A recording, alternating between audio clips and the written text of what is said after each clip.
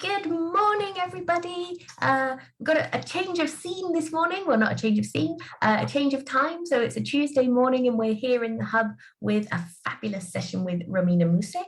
Romina's been with us. She's one of our favorite hubsters. She's been with us since pretty much the beginning. And so it's great to have her here again to share her knowledge and experience with us. So Romina, she's currently working at the British Council, and she's got more than 20 years of experience teaching all sorts of different ages and levels and learners. As well as a degree in English, she also has a diploma in neuropsychology and learning disabilities. And super congratulations, she recently graduated with a BA in English Literature and Film Studies, which is kind of the topic that we're going to be looking at today. She's presented lots of times on lots of different topics on language learning and special needs and behaviour management.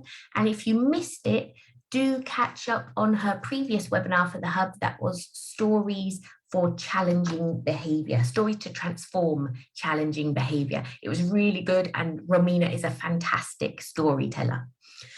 So she's back here with us today to give us another insight into working with literature, this time with older students. So Romina, I'm going to hand over to you. Well, thank you, Teresa. Thank you, Teresa, for that lovely introduction. I'm so happy to be with you here and with all the hubsters. So, well, yes, today I'm going to be presenting something that's got to do with transmedia studies and literature for elder students. And before I say anything, I have to thank two beautiful professors I had at university. Carla Montosha, she comes from the field of transmedia, and Sylvia Schneider-Manis, she is an expert in literature and she loves Jane Austen. Okay, so well, having said that, let's kick it. Let's give it a go to my presentation. And so I'm going to be sharing it. All right. Okay, so at Jane Austen, from heroines to media influencers. Oops, sorry. That was towards the end. Technology is playing a trick on me. Okay, so here we go. All right. Okay, so let's imagine a museum of storytelling organized as if it were itself a story. The first hall would be devoted to forms of oral expression. Let's imagine a dimly lit space with sounds that emerge from the walls, from the first most guttural expressions to complex stories of love and war. The second hall would be devoted to forms of graphic storytelling, from the most ancestral to the most contemporary. One hall, without doubt, the largest of all the halls in the museum, would be devoted to the written narrative. The last hall of our imaginary storytelling museum wouldn't have walls, but screens, cinema screens, television screens, interactive screens, each of them telling a story in their own way. On one screen, Citizen Kane, on another, Breaking Bad, and on the threshold of the hall, Grand Theft. The hall I have just described would be on the ground floor of the Museum of Storytelling, and it would be open 24/7 every day of the year. We can't stop telling stories. But the Museum of Storytelling wouldn't end there. The first floor would be in the form of a large balcony overlooking the halls on the ground floor. A stroll around this floor would enable visitors to lean over to see all the storytelling experiences in the history of humanity, and to unify them in a virtual tour linking the cinema screen and the book, the television screen and the graphic novels. There would have to be a poster informing visitors that this second floor balcony is devoted to transmedia storytelling. So welcome to my session. This was written by Carlos Scolari, an expert on the field of transmedia. So credits for him. All right, So let's get down with the agenda of today's session. I know I will try to follow the steps in the agenda, but we're going to be speaking of transmedia storytelling, transmedia in education, literature, and transmedia projects. All right. So then, what is transmedia and what is a transmedia story? So a transmedia story is one that is told across multiple media and platforms, but some of its receivers do not limit themselves to consuming these cultural products, but take up the task of adding new text to the story. So we're going to be defining transmedia and transmedia storytelling, transmedia narratives many times, because I think that we will need, especially for people maybe here who is the first time that they are in, face up with this new terminology, you will, I hope that towards the end of this session, you're going to get an idea of what transmedia storytelling is and how you can implement this into your own lessons. So my hope is that you will try it with your own students, you will adjust it to your own contents. So another big name in transmedia storytelling and transmedia narratives is Henry Jenkins. So Henry Jenkins, he's an American, he holds a PhD in media studies, and he has coined the term transmedia storytelling. And he says that it represents a process where integral elements of a fiction get dispersed systematically across multiple delivery channels for the purpose of creating a unified and coordinated entertainment experience. Ideally, each medium makes its own unique contribution to the unfolding of the story. So here what we can see is this multiple delivery channels we are used to in literature to get the information from books, from classics. But what transmedia is telling us is that that information, that content can be found in other formats, like in a video, like in a game, like in a toy, like in an interactive screen. So, so let's have a clear example of transmedia. And I think that everybody here knows a little bit about, or a lot about, Star Wars.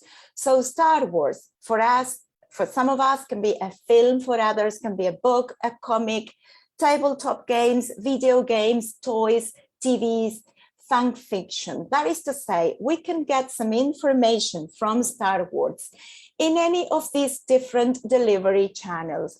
And each of these delivery channels is going to make up a whole experience for the consumers. And in the case of transmedia, the consumers can add their own content. So they are going to be not only consuming Star Wars, but prosuming it. That is to say, they will become prosumers, which is a combination of the words producer and consumer. And this is what we want our students to become with the content that we give them, not only to acquire it, but to modify it, to adjust it, and to produce new content in relation with the stories that we're telling them. Okay, so why telling stories and why using multiple media? So the first question, why we tell stories? Because we cannot organize isolated pieces and events. We need to put them together. We need to join the cohesive dots and to make up stories, either to entertain, to explain, to persuade. And so why using multiple media?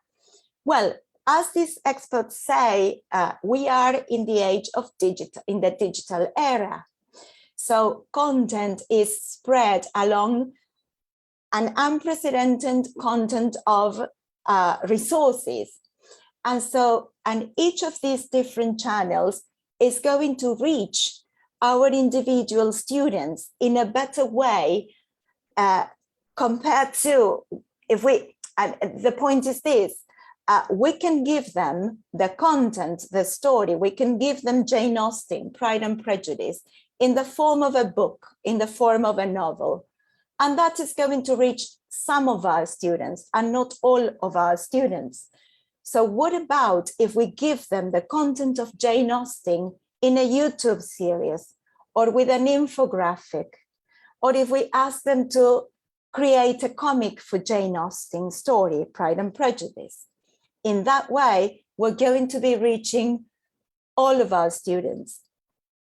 So that's why I thought about transmedia and how we could combine it with a fictional story, with a literature classic. And in that sense, we're going to be reaching the whole of our community, of our students' community. So, because you will see this image on the screen, and this is probably the teenager students that you're teaching nowadays. This is what they do. So the readers of Jane Austen in the 21st century look very much like the picture that you're seeing displayed on the screen. So our students interact and act upon the stories they consume.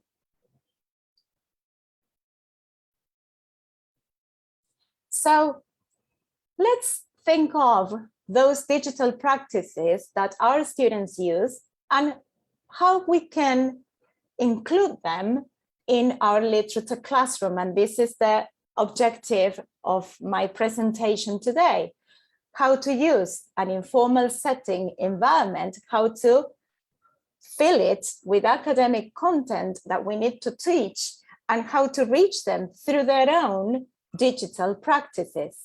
How can we reach them? Through Instagram, through YouTube, through Genially, through Canvas. So how we can talk, let's say, the 21st century language of our students. So Carlos Escolari, going back to the man who beautifully wrote the story of the Museum of Storytelling, Scolari finds that there is a kind of a digital dissonance, he calls it, between the ways teens use media outside school and the structured ways they use it inside classroom settings. So he coined this topic and idea, and it kept me wondering and how, the validity of this concept, and how we can ask our own students what they do with their digital practices outside school, and how we can implement them in our own classroom environments. So this is what our students look like in the 21st century. And this is how Jane Austen would look like in the 21st century, because Jane Austen was avant-garde for her age. Some people identify her with romantic novels, with marriages, like, well, actually, Pride and Prejudice is a story about a family, the Bennet family. This family has 5 sisters, and the mother especially is very much into getting her sisters married. She's kind of desperate to seek for potential suitors. And well, the point being was that in the early 19th century, women needed to get married to get financial supports, basically. And so Jane Austen is depicting in that novel that topic, the inequalities between women and men in connection with marriage and also education, because in Pride and Prejudice, Jane Austen speaks a lot about an accomplished woman. What an accomplished woman was not one that was educated in a school, but was one that was educated around the ornaments of a household. And so she points out that she had to be accomplished and not educated, for if she had been educated, that would have sort of scared men away. And so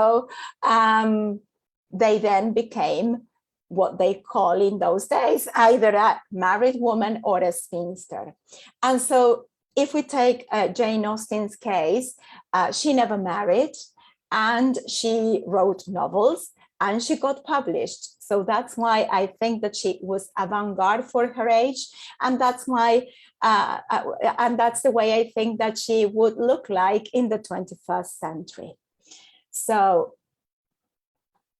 it is a truth universally acknowledged that a single man in possession of a good fortune. Okay, so let me just rewind this a little bit.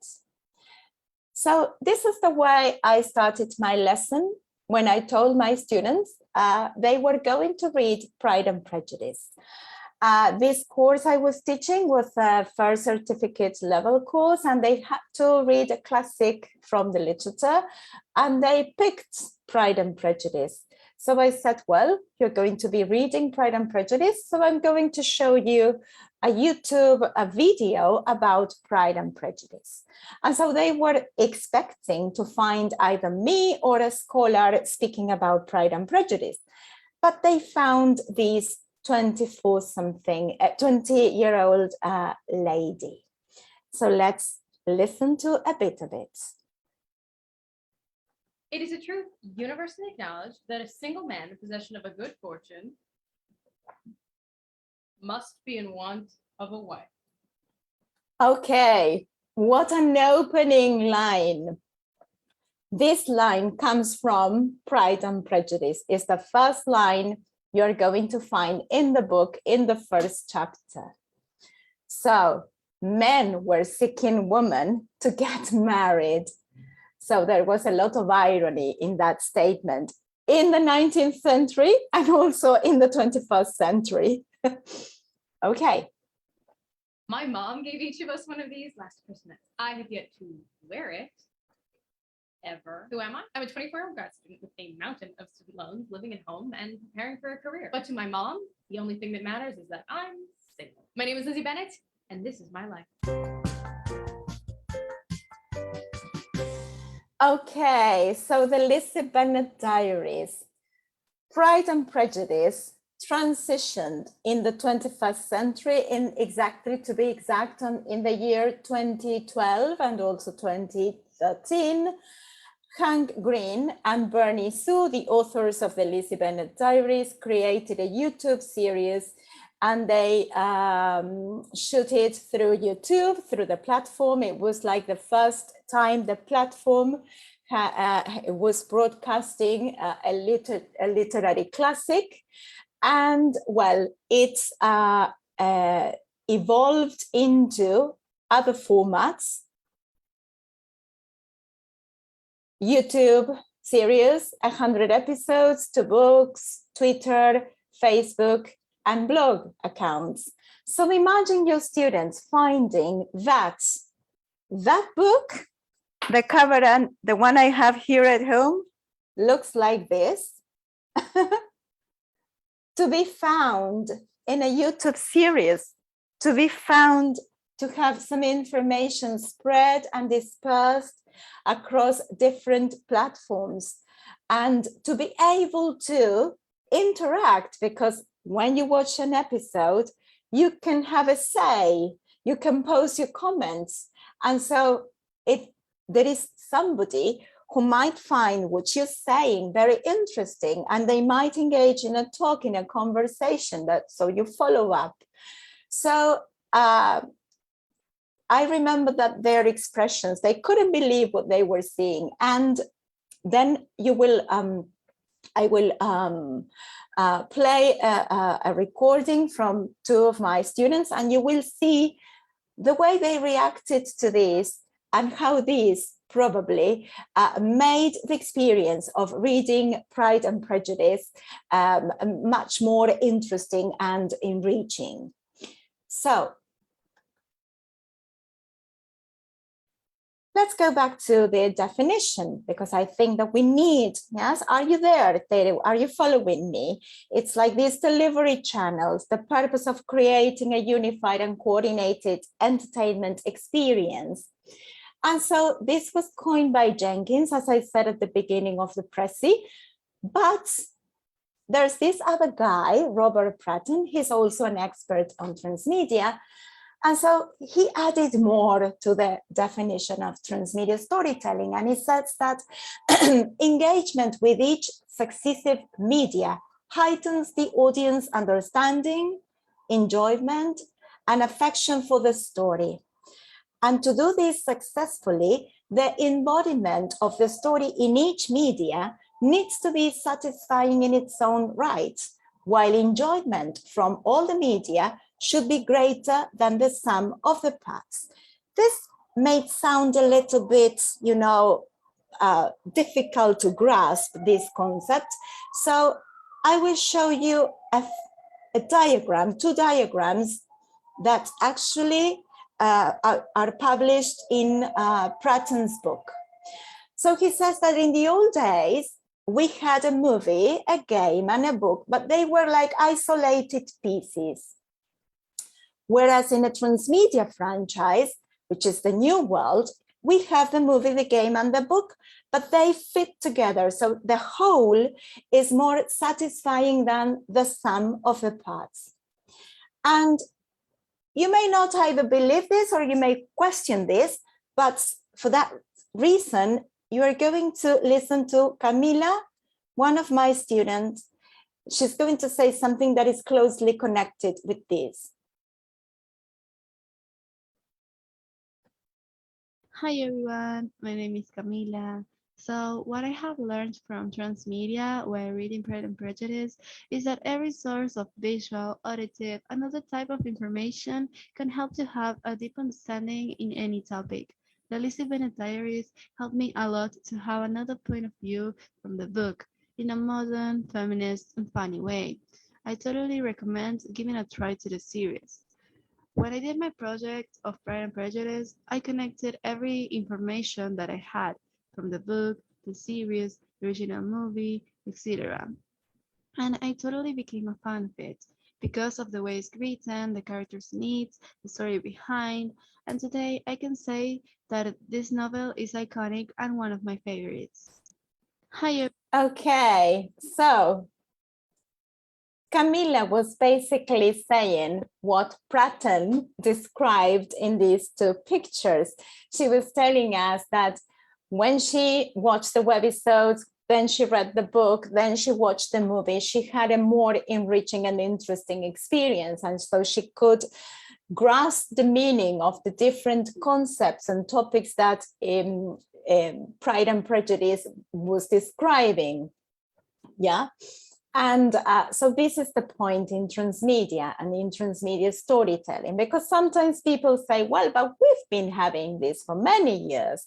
There were prequels, and then there was a movie, and then there was a sequel. Okay, but in transmedia, the pieces fit together and then they make a whole, more satisfying experience. And another interesting concept about transmedia, if you let me just, maybe you want to copy the name Pratton. If you look for Pratton in YouTube, you're going to find that he describes a concept that is kind of crucial to understanding transmedia. Because in transmedia, what you can do is the story does not need to be told chronologically. That is one aspect of transmedia.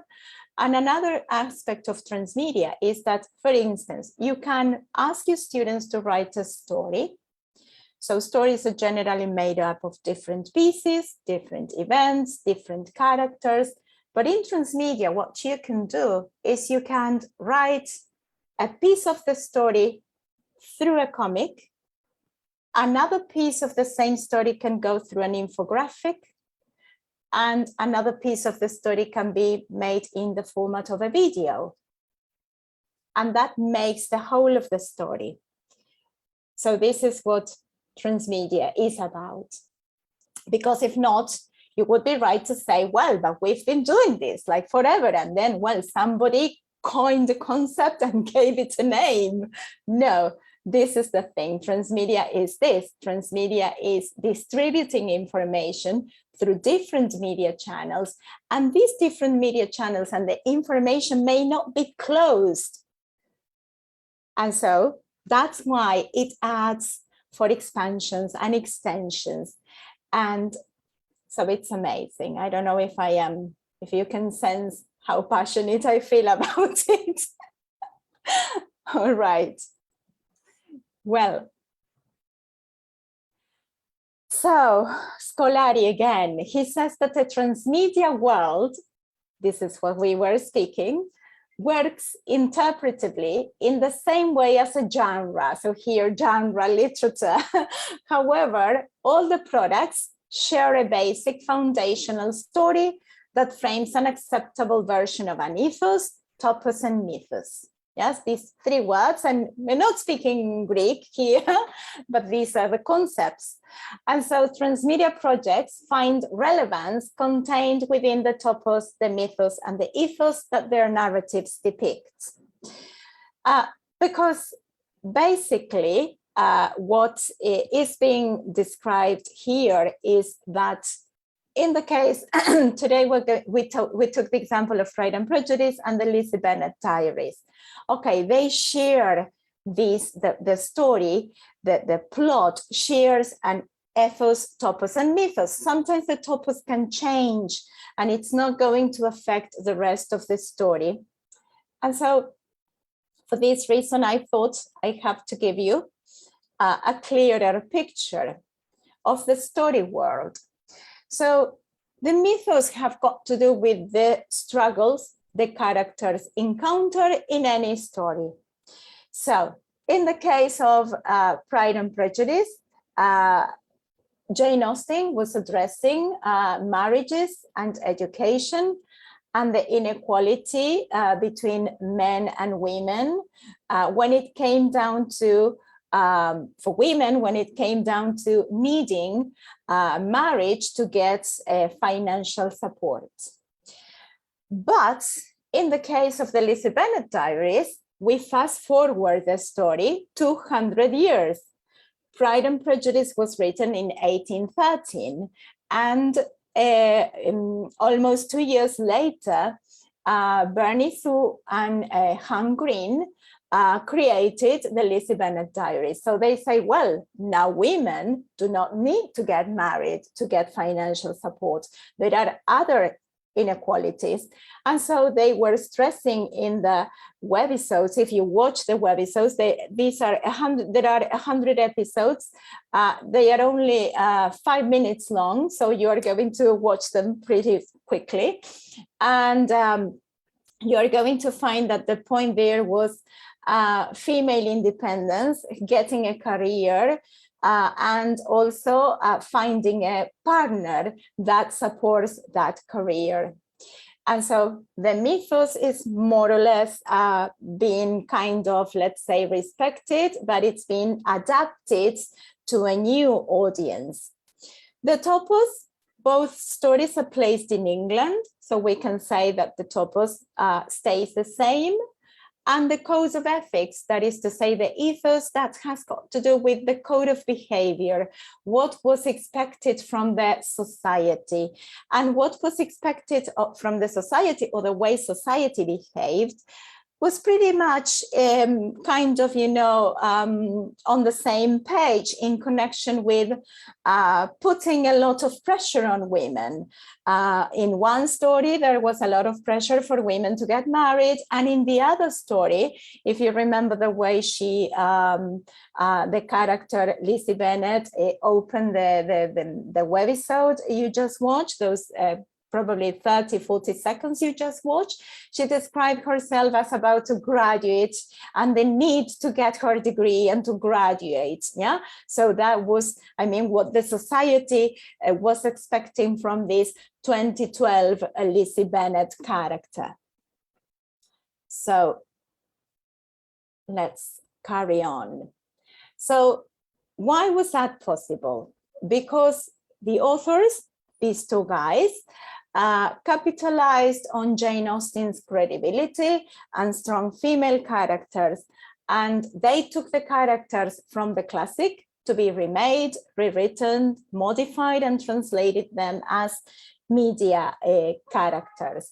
Let me tell you, there are some changes to the characters. For instance, the Pride and Prejudice, in the novel, there were 5 daughters. In this story, there are only 3 daughters. And well, some of the characters change their names a little bit, but not so much their relation to the main characters in the story. There is Charlotte Lucas, who's the best friend of Elizabeth Bennet in Pride and Prejudice. And in this story, you will find Charlotte Lou, who is the best friend of Lizzie Bennet. Some little changes. And another thing, and I forgot to mention this when I show you the video, if you pay attention to the way Lizzie Bennet opens the video, the opening line with the first, sentence taken from Austen's novel.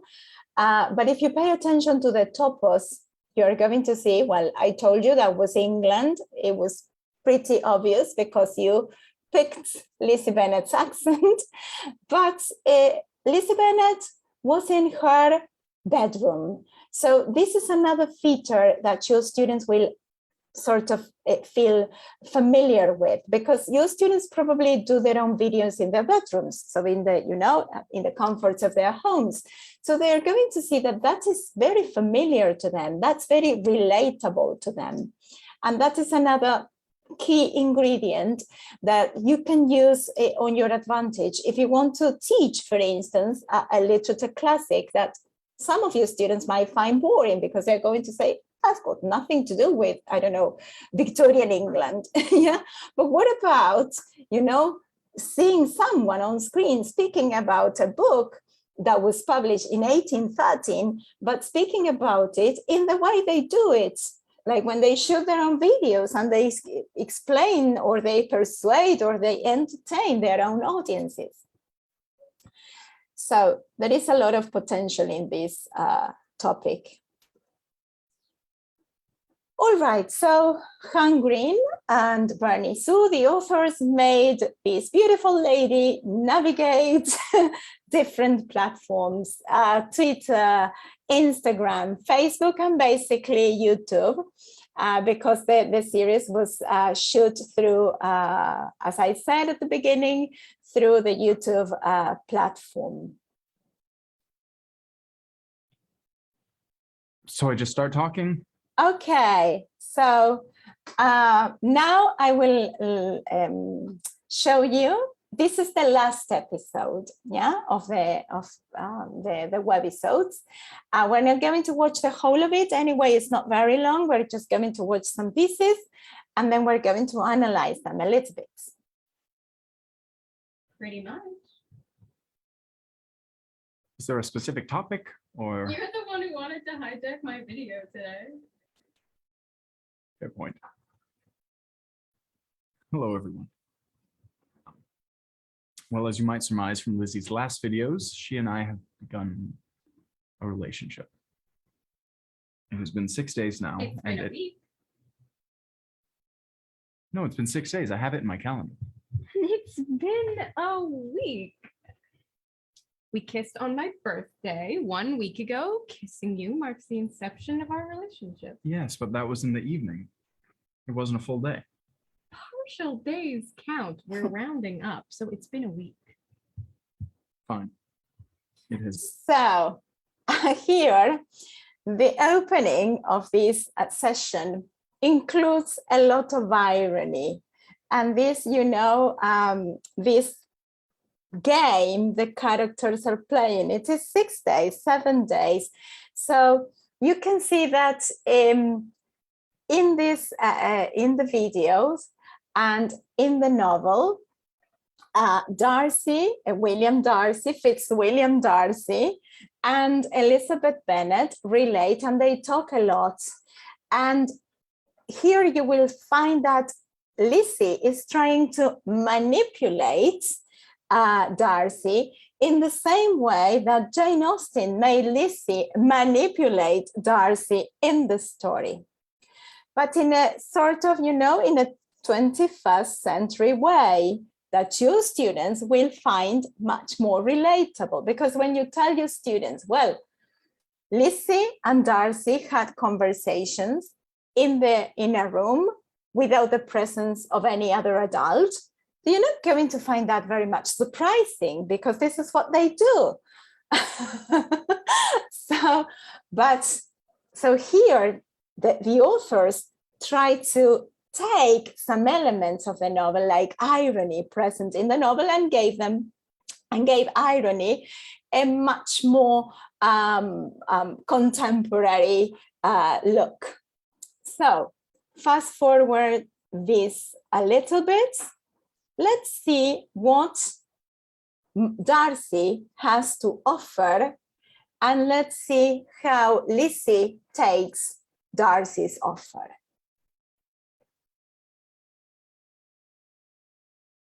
I think it's more or less here. No, like you, it happened gradually until one day things were just. We should probably change the topic. Good plan. Well, I've been thinking about the future. Well, there's a mood changer. It was wonderful as this week has been. I can only telecommute for so long before my investors start to think I'm neglecting my responsibilities for my own personal indulgences. Which technically you are. Point being, I need to get back soon. And I know you need to finish up your degree, which according to my calendar will be in about. So look at her 6 weeks' face time. when he mentions. Which terrifies me in no way whatsoever. Well, I was thinking it might terrify you less if you had a job lined up. Say it, Pemberley Digital. Oh, wow. I would set up an entire department around you. You could have access to state-of-the-art equipment. Not to mention you'd be in San Francisco with me. What do you say? No. Is this one of those times when you're teasing me? I cannot tell. I don't want to work at Pemberley Digital, as amazing as it is. I want to be with you. But I don't want to be the girl who dates the boss. Does that make sense?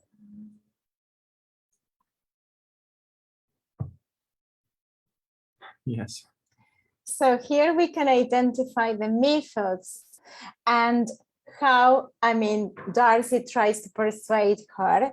He tells her, well, I can set up an entire department and you can work for me.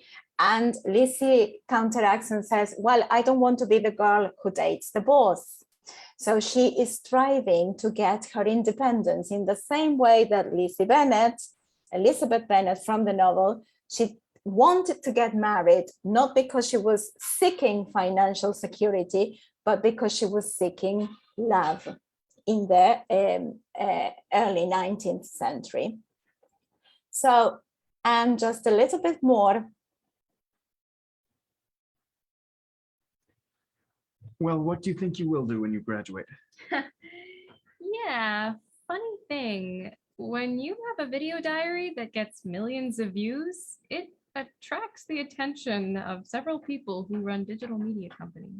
So here you see how Lizzie is addressing the audience directly. So how Lizzie is addressing probably your students watching this. So she says, when you have a video blog that attracts millions, so you see how the authors are breaking the line between the fiction and reality. And so this is quite interesting as well. And a little bit more. Oh, so you want to work for my competitors? Actually, I was thinking of becoming one of your competitors. Okay, so here the big point, seeking equality. he thinks that she's going to work for his competitor. And she tells Darcy, I would like to be one of your competitors. So the authors are taking this female character to be on equal grounds, to be on equal footing with Darcy, with a man.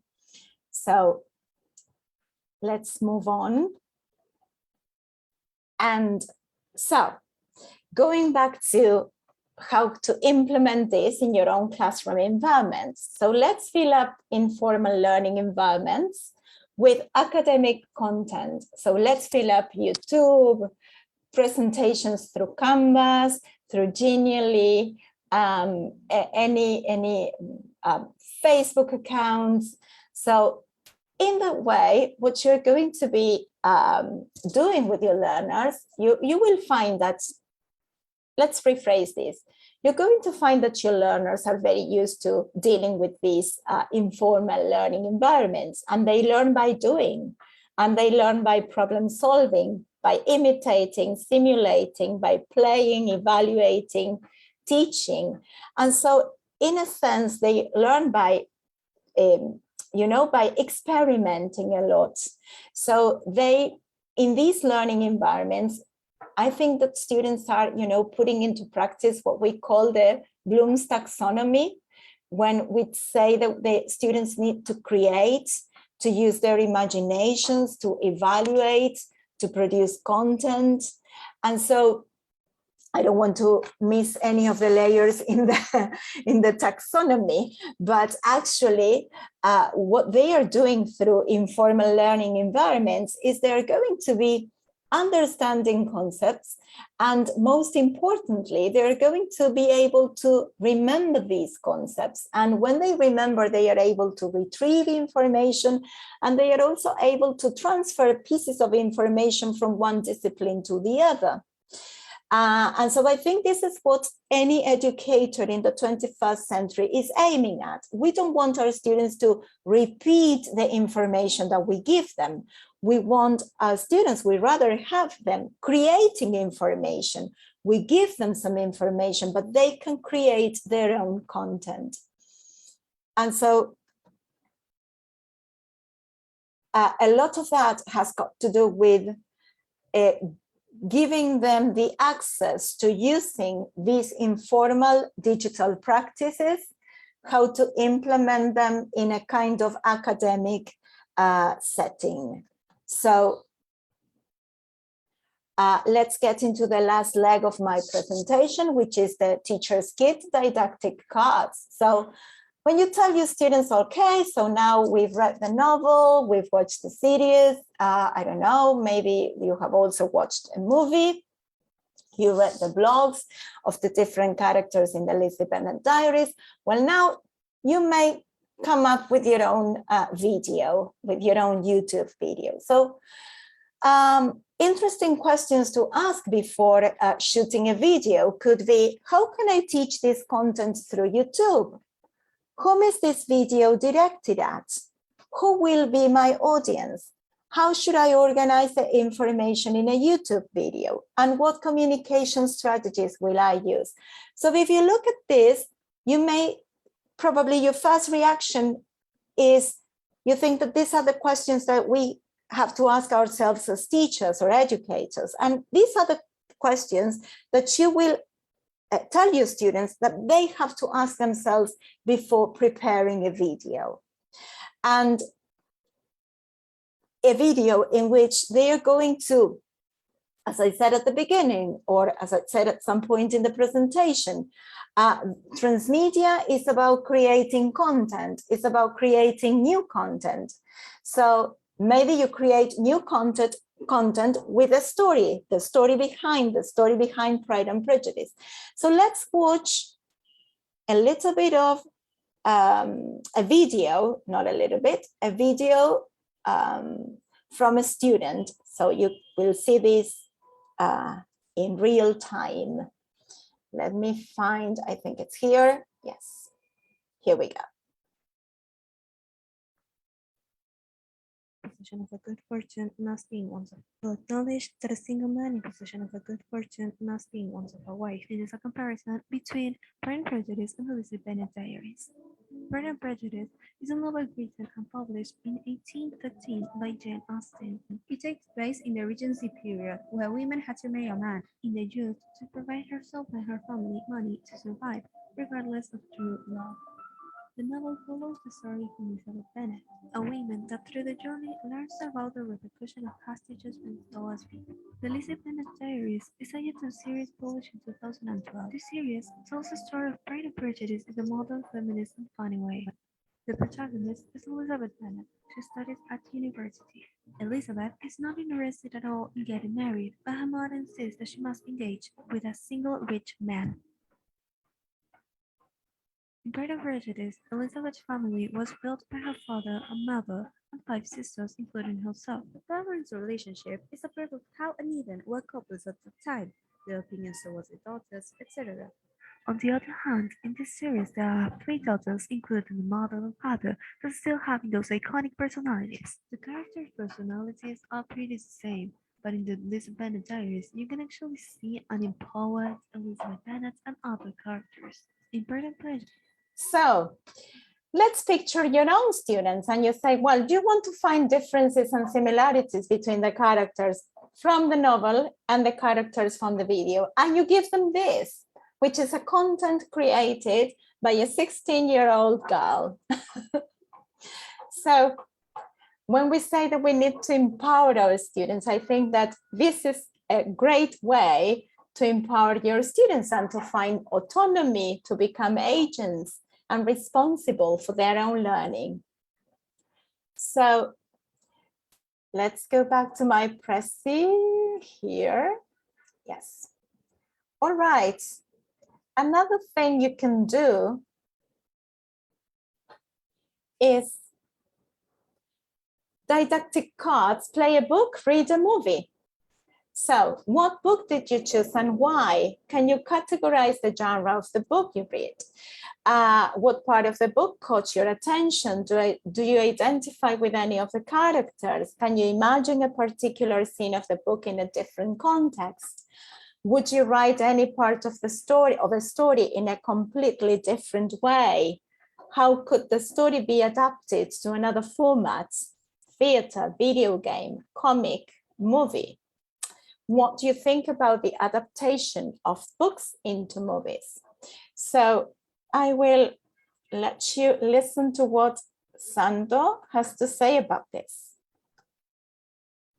We worked on Pride and Prejudice and its adaptation to the Lizzie Bennet Diaries. The book and the webisode depict female inequalities. In the Victorian times, women needed to marry to gain financial support, while the Lizzie Bennet Diaries strongly focus on the pressures on women to get a career and be supported by their partners. What struck my attention was that an old story could be formatted into a screen YouTube series, containing elements and adapting others to address new audiences. We created an interactive image to highlight the topos, myths, and ethos of both narratives. We worked on Pride and Prejudice. Okay, so here you listen to Sando speaking about an interactive image and what struck his attention, you know, the female inequalities that the novel was depicting and the YouTube series was depicting as well. So let's watch this. And so here you find an interactive image, female inequalities, financial support versus career development. The ethos changes from imposing marriage to a career. And the topos is represented in the early 19th century Victorian England for Pride and Prejudice, while it is set in England in the 21st century for the Lizzie Bennet Diaries. Another interactive image created by another student. This time, there is a kind of a comparative analysis between the book and the Lizzie Bennet Diaries.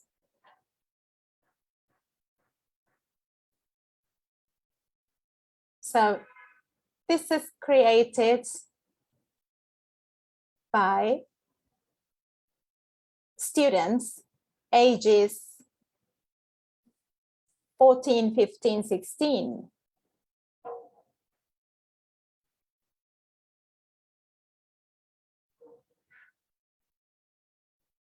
And these two interactive images, they've been created using Genially. Yes, these two using Genially. Yeah. Then I'm going to show you another presentation carried out through Canva. Actually, I don't know why I call it Canvas. It's Canva. So think of the power your students will feel if you tell them, well, you're going to read a comparison through an interactive image created by someone who's your own age, based in Argentina, in Buenos Aires. All right, so let me just share now with you. This one is created by Sophia. So Sophia was very much into female inequality. And so she gave a kind of formal presentation of Pride and Prejudice. And then she gave a presentation about the Lizzie Bennet Diaries. And the differences between the past and now in connection with the book and the blog.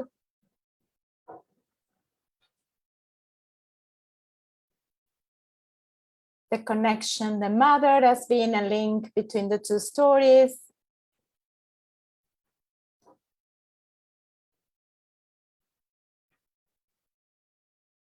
And then she was very much into why was it important for women to get married so as to be able to inherit property.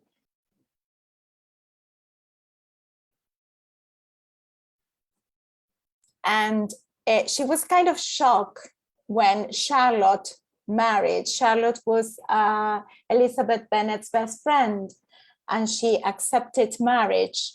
So she quoted, "I do not expect very much from marriage, you know. I shall be satisfied with having a comfortable home." Okay, well, the role of women in the past. And so as Camilla, if you remember Camilla's short recording, she spotted this, you know, that in every different medium, she could enjoy the story more. So the more she found the story throughout different media channels, the more she enjoyed the story. And this happened with all the students, because Sand also spoke about this. So going back to, oops, sorry, I stopped sharing. I will go back to sharing. And here. Okay, so going back to my presentation, we are in the last leg of it.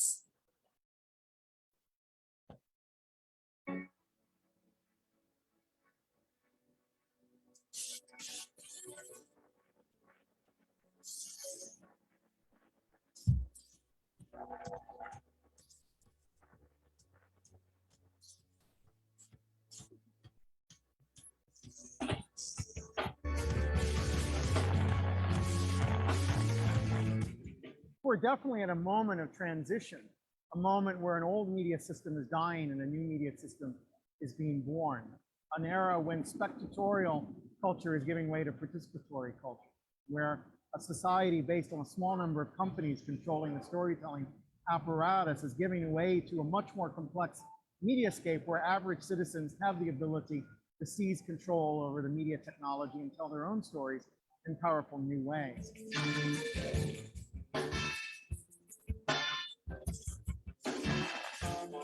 If we go back over thousands of years of human history, the most important stories were retold many, many times around the campfire. They belong to the folk. As we move into the 20th century, those images now belong to major media companies who claim exclusive ownership of it. What we're seeing is in the digital age, as the public began to take media in its own hands and begins to assert its right to retell those stories, the public are taking media without the permission of copyright owners and innovating, experimenting, recontextualizing, responding to those images in new ways. So I thought about finishing with Henry Jenkins to give the credits of Transmedia to him. And so that you can take home work, depending on the time of the day. I will take work, it's very early in the morning in my city. So this concept, this idea that the owner of the story, who the owners of the stories are. And so he pointed out this, that the stories belong to the folk. And I think that this goes very much in line with Umberto Eco's statement when he says that the power in literature resides in the power of the reader, that the author cannot tell the reader everything. And the reader is there to think and to do with the story what they like. And so I think this is the point today. Give your students stories, give your students the freedom or the possibility to do with the stories what they feel like doing, to interpret the stories in their own ways, to come up with their own presentations, to speak about, to explore about those parts in the stories that they feel or that they identify with, and present, get into this field, present a literature classic in a new format. And so, well, if you give it a go, if you want to contact me, I am not an expert in this. I will admit that this is something I was introduced to only more than, let's say, kind of in the 2020 was the first time I encountered this type of concept, transmedia storytelling. So I feel I am very new at this. I feel I'm learning this. And so I've been learning about this, and I've been learning a lot from my own students about this. And I felt throughout the lessons that my students got really enthusiastic. They were strongly motivated. I think that this, the screens carry and contain a strong psychological factor, a strong, motivating factor that your students will find very much appealing. So, well, I have to give the credits to this presentation to the people I read. And so, well, I hope you have enjoyed it as much as I did. Every time I speak at the hub, I feel empowered. No, you say you're not an expert, but I've learned so much today because I hadn't really heard of transmedia, and also this idea of mythos and topos and ethos. That was something completely new to me. So it's been really, really exciting and interesting. I've got a question. Obviously, this is all based around doing Pride and Prejudice with your students. Was that an obligation from the course, from the curriculum, or was it that you wanted to do the book with them and it led in that way? Okay, well, I had to prepare a project at university with some other colleagues I have, and that was one point. And another point was that they needed to read Jane Austen to comply with this. There is a section in the first certificate exam where the students have to read a classic. And last year was Jane Austen's Pride and Prejudice novel, and there were some other novels.